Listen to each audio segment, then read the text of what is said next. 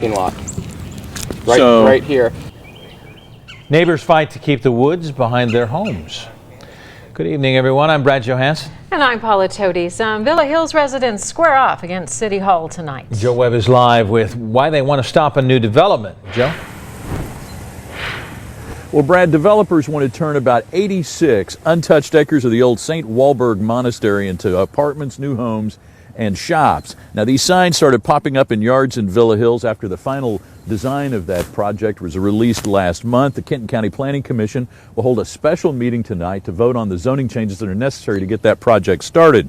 Homeowners will be there in force, and they are going to argue that those new apartments and parking lots are simply too close for comfort. For more than 100 years, the Benedictine sisters have held on to 86 acres of rural land in Villa Hills. Now, they need cash to bolster their retirement funds, so they've partnered with Ashley Commercial Group, who want to turn that 86 acres of woods and grass into this. 190 homes, 35 townhomes, dozens of cottages for seniors, and a 187-unit apartment building. The apartments and parking lot would sit right here behind homes on Carpenter's Trace, 50 feet past their backyards. That's why their front yards are lined with these signs. I think everyone knew that at some point, it would be sold.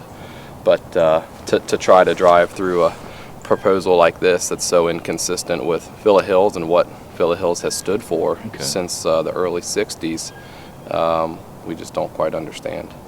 Mitchell has rallied neighbors who will pack tonight's special meeting of the Planning Commission. They have no quarrel with the Benedictine sisters, who they say are gracious neighbors. They just don't like the plan and what it might bring.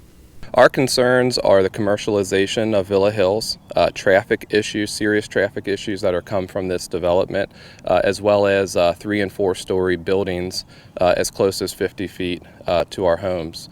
Villa Hills Mayor Butch Callery says traffic studies have suggested changes that will be made. He says landscaping and elevation changes will make the apartments less noticeable. Don't be that concerned, because we're going to make sure everything goes properly, and we're not amateurs at this. I've been in hundreds of millions of dollars worth of development in Covington, but we're going to make sure it's going to help the citizens. Well, the citizens of Villa Hills are really not so sure, and they will ask for some answers tonight. They are hoping that they may be able to buy more time by drawing a big crowd tonight. If more than 100 people show up, we're told, the Planning Commission is likely to postpone that hearing and send it to a different location, another date that can handle the crowd. Reporting live in Villa Hills, I'm Joe Webb, Local 12 News. Brad? Joe, thank you. The Planning Commission meeting is tonight, 6:15. It's at the PDS building, which is behind the old drawbridge inn location. That's in Fort Mill.